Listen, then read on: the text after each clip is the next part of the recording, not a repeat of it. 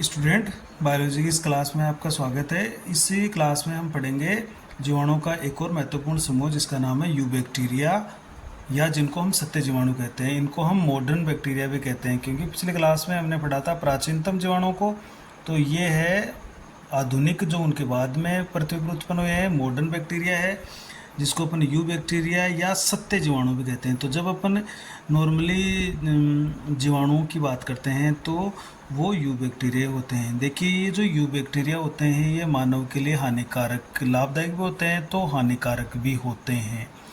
जबकि जो हम आर्की बैक्टीरिया पढ़े थे, वो आर्की बैक्टीरिया मानव के लिए हानिकारक नहीं है। ये मानव पर अटैक नहीं करते हैं या मानव को प्रभावित नहीं करते हैं। जबकि जो यू बैक्टीरिया है ये मानव के लिए लाभदायक भी है और हानिकारक भी है। तो दोनों स्थितियाँ इसकी। देखिए, इन्हें हम जीवाणु कहते हैं। तो नॉर्मल हम बैक्टीरिया, इन्हीं जब अपन नॉर्मल बैक्टीरिया की बात करते हैं तो हम यू बैक्टीरिया की बात कर रहे होते हैं, क्योंकि आर्की बैक्टीरिया तो हम उनसे प्रभावित भी नहीं होते हैं और हमारे उनसे कोई लेना देना भी नहीं है, क्योंकि वो मानव शरीर पर अटैक भी नहीं करते हैं। इनकी पहचान देखिए, तो हम कह देंगे जब अपन जीवाणु की बात करते हैं तो अपन यू बैक्टीरिया की बात करते हैं। इनकी जो पहचान है वो देखिए, इन पर एक तो कठोर कोशिका भित्ति होती है और कसाब यानी फ्लैजिला। तो कठोर कोशिका भित्ति है इनकी रक्षा के लिए, और इनको गमन करवाने के लिए कसाब होते हैं। तो कसाब की उपस्थिति, जो चलबित जीवाणु होंगे उन्हीं में होंगे कसाब, उनके द्वारा की जा सकती है। इसका मतलब है कठोर कोशिका भित्ति है और कसाब है, तो निश्चित बात है कि वो यू बैक्टीरिया है। अब जरूरी नहीं है कसाब सब जीवाणु में हो, जो चल जीवाणु होते हैं उनमें होता है, बाकी में नहीं होता है। अब देखिए, इनमें कोशिका भित्ति में फर्क है। इनकी जो कोशिका भित्ति है वो मुख्य रूप से पेप्टिडोग्लाइकेन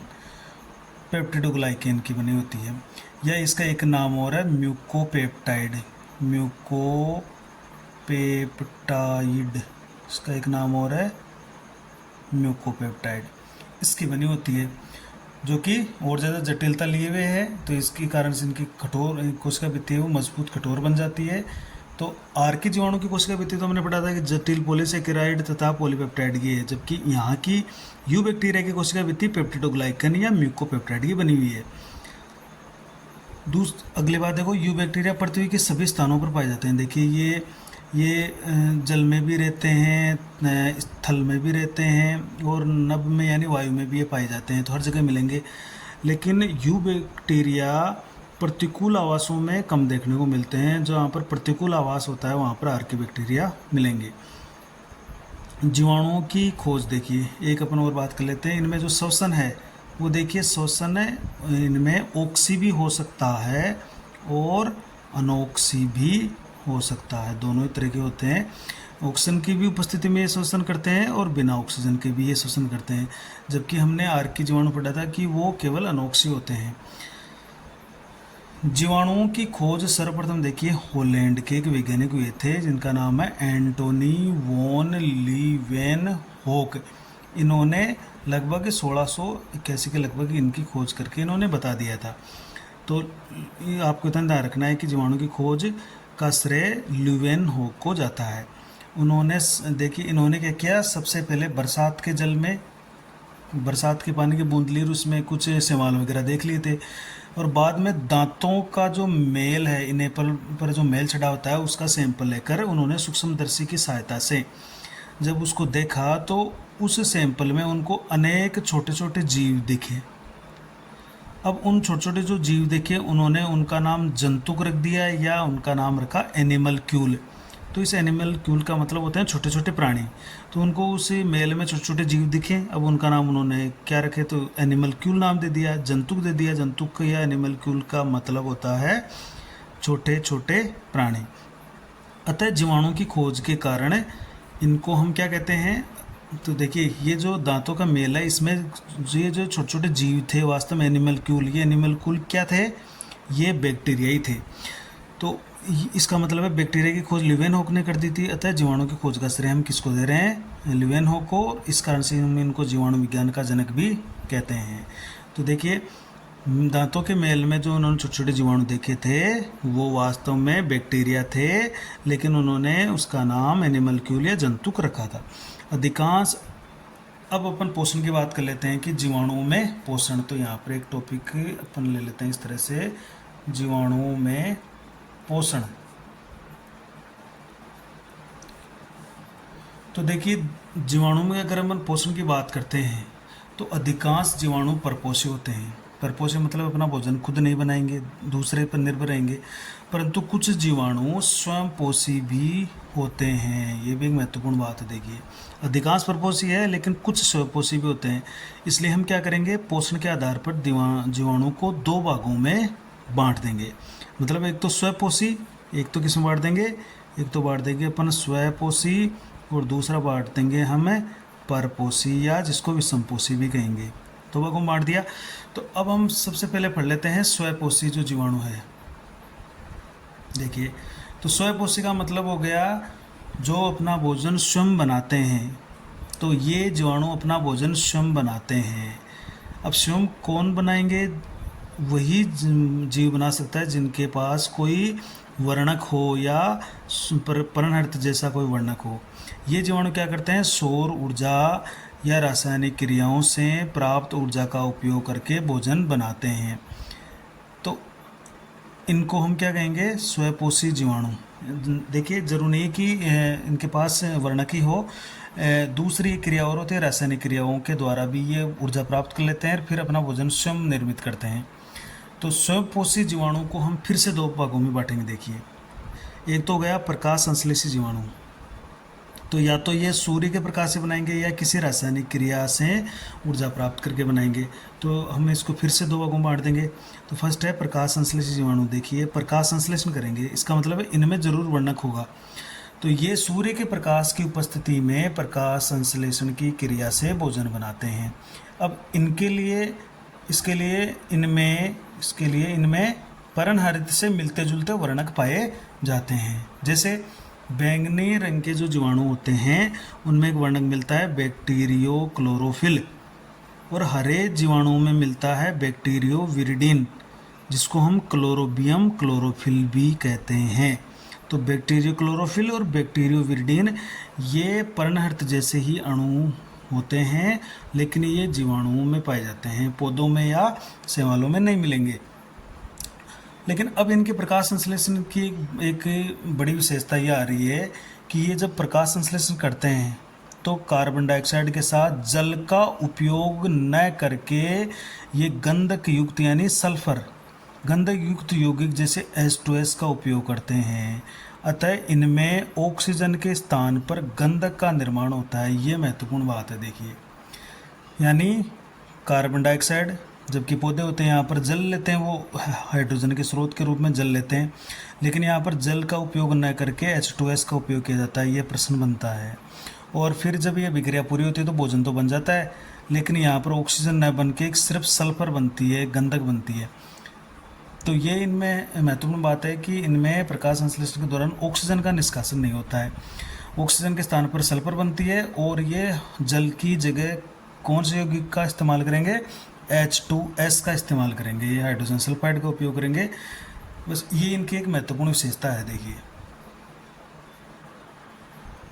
ये तो पढ़ लिए अपने प्रकाश संश्लेषी जीवाणु। अब अपन दूसरे स्वपोषी जीवाणु और पढ़ लेते हैं जिनका नाम है रसायन संश्लेषी स्वपोषी जीवाणु। देखिए, ये स्वपोषी है लेकिन ये रासायनिक अभिक्रियाओं से ऊर्जा प्राप्त करेंगे और फिर उस ऊर्जा का उपयोग अपने भोजन बनाने में करेंगे। तो रसायन संश्लेषी स्वपोषी जीवाणु, देखिए ये स्वपोषी होते हैं, लेकिन इनमें प्रकाश संश्लेषी वर्णक नहीं पाए जाते हैं। ये जरूरी नहीं है कि इनमें वर्णक मिले। तो ये भोजन फिर कैसे बनाएंगे, तो ये भोजन बनाने के लिए क्या करेंगे, कुछ रासायनिक अभिक्रियाओं से प्राप्त रासायनिक जो ऊर्जा मिलती है इनको, केमिकल एनर्जी, उसका ये उपयोग करेंगे।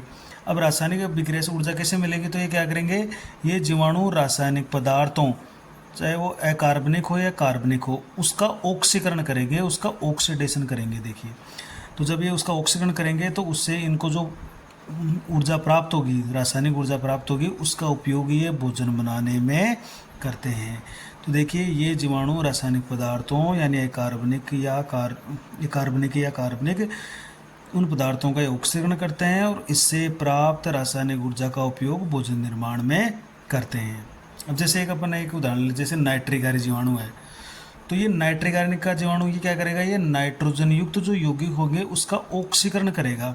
अब ऑक्सीकरण करने से इनको ऊर्जा मिलेगी और फिर ये ऊर्जा का उपयोग भोजन बनाने में कर लेंगे। तो जैसे अमोनिया है NH3, इसको एक बैक्टीरिया है नाइट्रोसोमोनास, नाइट्रोसोमोनास को अमोनिया मिल जाती है तो ये उसका ऑक्सीकरण करके नाइट्राइट में बदल देता है। तो देखिए NH3 में से H हट रही है, यहाँ ऑक्सीजन जुड़ रही है तो इसका ऑक्सीकरण हो रहा है। तो इसी दौरान जब अमोनिया को नाइट्राइट में ये चेंज करता है नाइट्रोसोमोनास, तो इसको ऊर्जा मिल जाती है और ये अपना पोषण कर लेता है। अब जैसे एक जीवाणु और है नाइट्रोबैक्टर, ये नाइट्रोबैक्टर को जैसे नाइट्राइट मिल जाता है तो ये इस नाइट्राइट को और ऑक्सीकृत कर देता है और इसका ऑक्सीकरण करके नाइट्रेट में चेंज कर देता है। अब इस दौरान इसको भी ऊर्जा मिल जाती है और नाइट्रोबैक्टर अपना पोषण प्राप्त कर लेता है। तो नाइट्रोसोमोनास तो अमोनिया को नाइट्राइट में और नाइट्रोबैक्टर नाइट्राइट को नाइट्रेट में चेंज करता है। ये चेंज इसलिए कर रहा है भोजन बनाने के लिए। अब इस दौरान नाइट्रोजन के यौगिकों में चेंज हो रहा है। इसी तरह से अन्य जो जीवाणु हैं, देखिए आपका गंधक जीवाणु है, ये सल्फर के कंपाउंड का ऑक्सीकरण करेगा। लोह जीवाणु है, ये लोह जीवाणु क्या करेगा, जो फेरस आयन है जैसे Fe2+ है उसको Fe3+ में चेंज कर देगा तो उसका ऑक्सीकरण करेगा, जो भी लोहा होगा उसमें, तो इसको ऊर्जा मिलेगी। इसी तरह से जो हाइड्रोजन जीवाणु है, हाइड्रोजन जीवाणु क्या करेगा, ये हाइड्रोजन को H2O में बदलेगा, जो भी हाइड्रोजन होगी उसको H2O में, तो ऑक्सीकरण करेगा तो इसको भी ऊर्जा मिल जाएगी। इसी तरह से कार्बन जीवाणु जो होते हैं, वो कार्बन जीवाणु क्या करेंगे, कार्बन मोनोऑक्साइड को कार्बन डाइऑक्साइड में चेंज करेगा तो इसको ऊर्जा मिल जाएगी। इसी तरह से जो मेथेन जीवाणु होते हैं उनको वो क्या करेंगे, मेथेन को कार्बन डाइऑक्साइड में चेंज करेंगे तो यहाँ कार्बन के साथ हाइड्रोजन हट जाएगी, ऑक्सीजन आ जाएगी। तो कहने का मतलब है ये बार बार हर पदार्थ का ऑक्सीजन करते रहेंगे, चाहे गंधक का, ये गंधक कंपाउंड का ऑक्सीजन करेगा, ये लोहा युक्त यौगिकों का ऑक्सीजन करेगा, या हाइड्रोजन का ऑक्सीजन करेगा, ये कार्बन का ऑक्सीजन करेगा, ये मेथेन का ऑक्सीजन करेगा और ऑक्सीजन के दौरान इनको ऊर्जा प्राप्त हो जाती है, ये फिर अपना भोजन बना लेते हैं।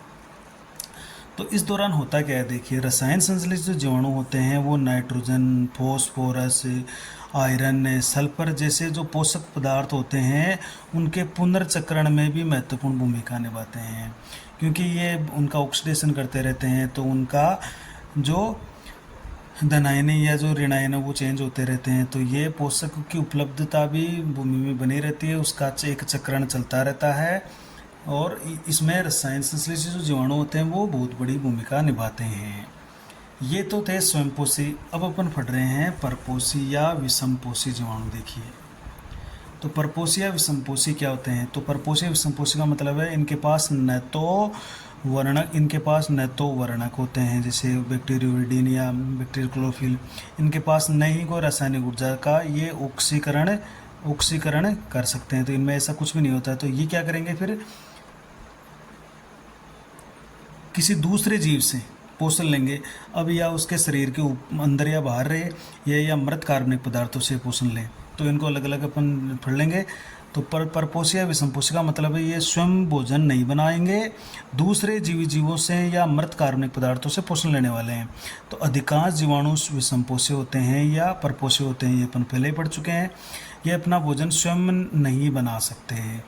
ये जीवाणु फिर क्या करेंगे, अपना भोजन या तो मृत कार्बनिक पदार्थों से या जीवित जीवों से, अब जीवित जीवों में या तो पौधे से ले लेंगे या जंतुओं से ले लेंगे दूसरे से, उनसे प्राप्त करते हैं। अधिकांश विषमपोषी जीवाणु महत्वपूर्ण अपघटक होते हैं, क्योंकि इस दौरान क्या करेंगे, ये जो कार्बनिक पदार्थ होते हैं उनका अपघटन करते रहते हैं। जैसे दूध से दही बनता है तो ये एक महत्वपूर्ण लैक्टोबैसिलस जीवाणु करता है, तो उस दौरान उसको क्या करता है, इसका चेंज कर रहा है तो इसको ऊर्जा मिल रही है और फिर ये अपना पोषण कर रहा है। इसी तरह से जो प्रतिजीवियों का उत्पादन है, लेग्यूम जो फलीदार पौधे हैं उनकी जड़ों में नाइट्रोजन स्थिरीकरण में सहायता करते हैं। कुछ जीवाणु, जैसे ये एक महत्वपूर्ण अपघटक है, जैसे दूध से दही में बदल रहे हैं, प्रतिजीवियों का निर्माण कर रहे हैं या नाइट्रोजन का स्थिरीकरण कर रहे हैं, तो ये परपोषी होते हैं और इससे महत्वपूर्ण कार्य संपन्न होते हैं। जो कुछ जीवाणु होते हैं जो मानव में या फसलों में या जानवरों में रोगजनक होते हैं या उनमें रोग भी फैलाते हैं। अब परपोषी जीवाणु कितने प्रकार के हो सकते हैं, तो परपोषी जीवाणु को भी हम अलग अलग भागों में बांटेंगे। देखिए, एक तो है मृतोपजीवी। देखिए, मृतोपजीवी का मतलब है ये मृत कार्बनिक पदार्थों से भोजन प्राप्त करेंगे। तो ये जीवाणु सड़े गले मृत कार्बनिक पदार्थों से अपना भोजन प्राप्त करते हैं। ये जीवाणु अपने एंजाइमों की सहायता से जो जटिल अघुलनशील पदार्थ होते हैं उसको सरल घुलनशील कार्बनिक पदार्थों में बदलकर उसका अवशोषण कर लेते हैं। देखिए, तो ये क्या करेंगे, ऐसे केमिकल छोड़ेंगे वहाँ पर, ऐसे एंजाइम बनाएंगे जो जटिल अघुलनशील जो कार्बनिक पदार्थ है उनको घोलेंगे और उनको घोल कर फिर उसका अवशोषण कर लेंगे। जैसे एक बेसिलस प्रजाति है, तो ये इस तरह का काम करती है। अब कई बार ये जो एंजाइम या पदार्थ बनाते हैं वो हमारे लिए हानिकारक होते हैं। दूसरा है सहजीवी जीवाणु। देखिए, सहजीवी जीवाणु का मतलब है ये एक दूसरे को फ़ायदा पहुंचाते हुए अपना जीवन यापन करते हैं। जैसे ये जीवाणु क्या करते हैं, जंतु या पादप के साथ रहते हैं और दोनों को लाभ होता है। जैसे एक राइजोबियम जीवाणु है। अब राइजोबियम जीवाणु क्या करता है, जो फलीदार पौधे होते हैं उनकी जड़ों में गांठ के रूप में रहता है। अब ये क्या करता है राइजोबियम जीवाणु, ये पौधे को नाइट्रोजन उपलब्ध करवाता रहता है और बदले में इसको पोषण मिलता रहता है। तो दोनों को फायदा होता है। इसी तरह से जैसे हमारी आंतों के अंदर इकोलाई पाई जाता है, हमारे इंटेस्टाइन के अंदर, तो हमें B12 में मिलता रहता है इसको रहने के लिए जगह और भोजन उपलब्ध होता रहता है। तो ये सहजीवी जीवाणु जिसमें जिस जीव में अंदर ये बाहर रहते हैं तो वहाँ पर ये दोनों को फायदा पहुँचाते हुए अपना जीवन यापन करेंगे। तीसरा जो है हानिकारक। देखिए, ये परजीवी जीवाणु होते हैं और ये क्या करते हैं, ये अपना भोजन जीवित जीवों से प्राप्त करते हैं और परजीवी के रूप में रहकर ये पोषण प्राप्त करते हैं, इसलिए ये रोगजनक होते हैं। कोई ना कोई वहाँ पर रोग फैलाएंगे। अब कौन कौन से रोग है जो परजीवी जीवाणु से हमारे अंदर हो सकता है, तो कुछ मुख्य रोगों के अपन यहाँ पर ले लेते हैं। जैसे मानव में जो रोग फैलते हैं, जैसे हैजा है, कोलेरा, ये एक जीवाणु है विब्रियो कोलेरी, कोमे आकार का एक जीवाणु है विब्रियो कोलेरी, हैजा होता है। टाइफाइड साल्मोनेला टाइफी, इससे टाइफाइड होता है। टिटनस जो होता है वो क्लोस्ट्रीडियम टिटेनी होता है, ये इसका जीवाणु के द्वारा होता है। ये कुष्ठ रोग जिसको लेप्रोसी कहते हैं, ये माइकोबैक्टीरियम लेप्री से होता है, माइकोबैक्टीरियम लेप्री। इसी तरह से क्षय या तपेदिक जिसको अपन टीबी भी बोलते हैं, ट्यूबरक्लोसिस बोलते हैं, ये माइकोबैक्टीरियम ट्यूबरक्लोसिस के द्वारा होता है। इस तरह से निमोनिया जो कि एक आम रोग है, ये स्ट्रेप्टोकोकस न्यूमोनी के द्वारा होता है। तो ये बहुत सारे रोग होते हैं, जैसे हैजा, टाइफाइड या कुष्ठ है या निमोनिया है, ये तो आम रोग है। तो ये जीवाणु के द्वारा होने वाले कुछ प्रमुख रोग है जो मानव में फैलते हैं। इस तरह से पौधों में कुछ रोग है, जैसे एक नींबू का कैंकर रोग है, सिट्रस कैंकर, जो नींबू वंश के अंतर्गत होता है। ये एक जेंथोमोनास सीट्री नामक जीवाणु से होता है। इसी तरह से क्राउन गाल डिजीज है एक, इस क्राउन गाल में जैसे एग्रोबैक्टीरियम टूमीफेसियंस है, ये एक जीवाणु है जो पौधों में रोग फैलाता है, एग्रोबैक्टीरियम टूमीफेसियंस। इससे क्राउन गाल डिजीज होती है, गांठें बन जाती है पौधों में। तो इस तरह से ये हमने पढ़ लिया है इसमें जीवाणुओं में पोषण के बारे में। अब जीवाणुओं के संबंध में एक छोटा सा टॉपिक और बच जाता है अपना कि जीवाणुओं में जनन किस प्रकार से होता है। तो देखिए, जीवाणुओं में जनन दो विधियों से होता है, अलैंगिक जनन और आनुवांशिक पुनर्योजन। तो देखिए, ध्यान रखिएगा, जीवाणुओं में लैंगिक जनन नहीं पाया जाएगा, क्योंकि लैंगिक जनन प्रोटिस्टा से शुरू हुआ है, तो इनमें लैंगिक जनन का भाव होता है। लेकिन उससे मिलता जुलता एक अन्य प्रकार का जनन होता है जिसको हम कह रहे हैं आनुवांशिक पुनर्योजन, जेनेटिक रिकॉम्बिनेशन, ये पाया जाता है इनमें। तो दो ही मुख्य जनन है, अलैंगिक और आनुवांशिक पुनर्योजन। तो अलैंगिक जनन किस कैसे होता है, ये जीवाणु में जनन की सबसे सामान्य विधि है। देखिए, सबसे सामान्य एक विधि है ये जैसे द्विविखंडन या बाइनरी फिशन के द्वारा, जिसमें क्या होगा, द्विविखंडन कब होगा, अनुकूल परिस्थितियों में। अनुकूल परिस्थितियों में क्या होगा, जीवाणु दो भागों में बट जाएगा।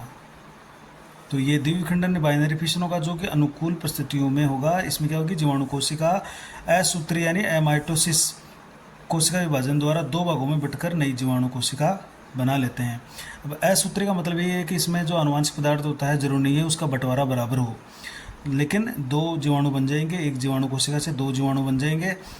इस कारण उसको हम कह रहे हैं द्विविखंडन बाइनरी फिशन, जो कि सबसे नॉर्मल है, अनुकूल परिस्थितियों में होती है।